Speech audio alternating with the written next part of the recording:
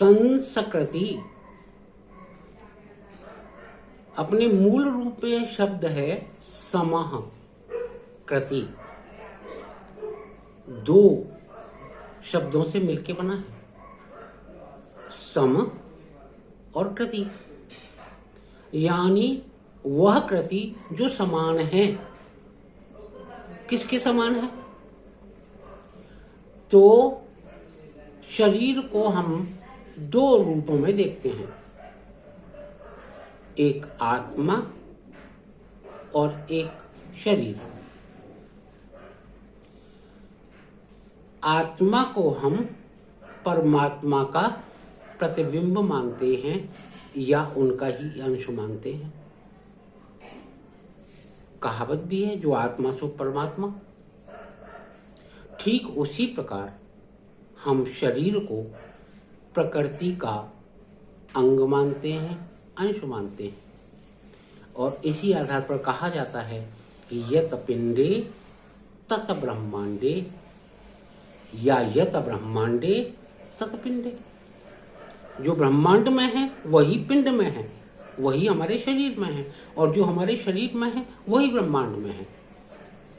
यानी कि हमारा शरीर ब्रह्मांड के सम है और हमारी आत्मा परम तत्व, परम चेतना, परम ज्ञान, ईश्वर, प्रभु, भगवान, या हम अपनी आस्था के अनुसार उन्हें जो भी नाम देना चाहते हैं, उस परम चेतना के समान है।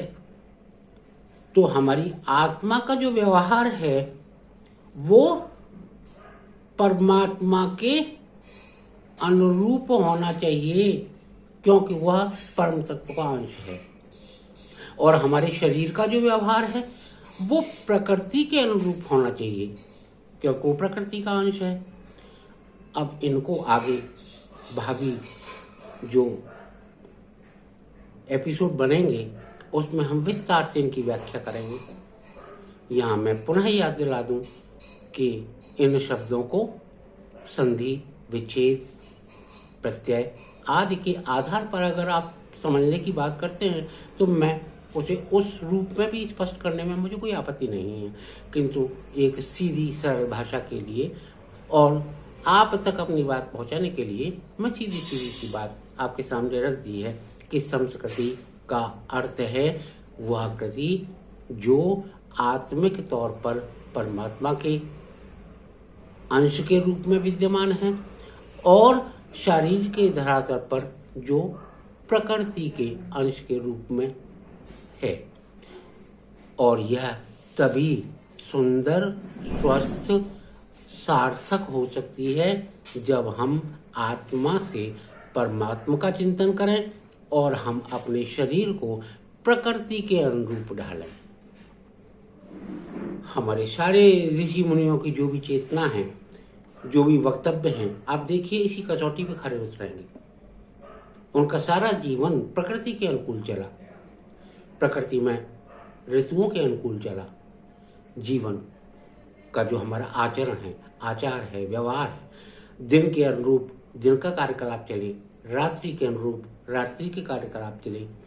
जो चीजें हमें दिन में हानि पहुंचा सकती हैं उनको मनाही कर दी गई।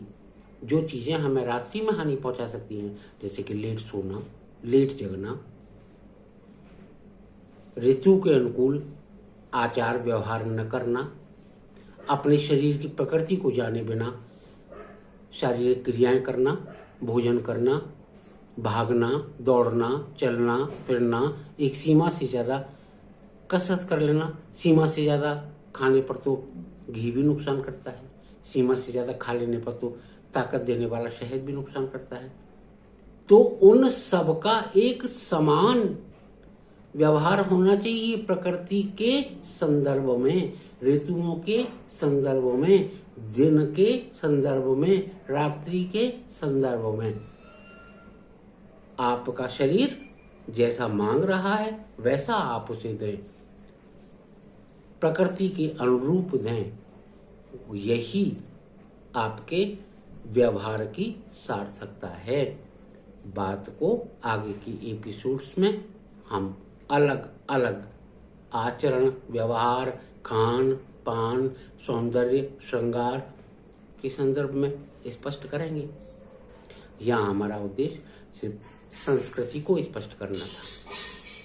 तो पुनः कह दूं कि समान है वह कृति जिसकी, और वह जिस कौन है, वो आत्मा के धरातल पर परमात्मा है और शरीर के धरातल पर प्रकृति है।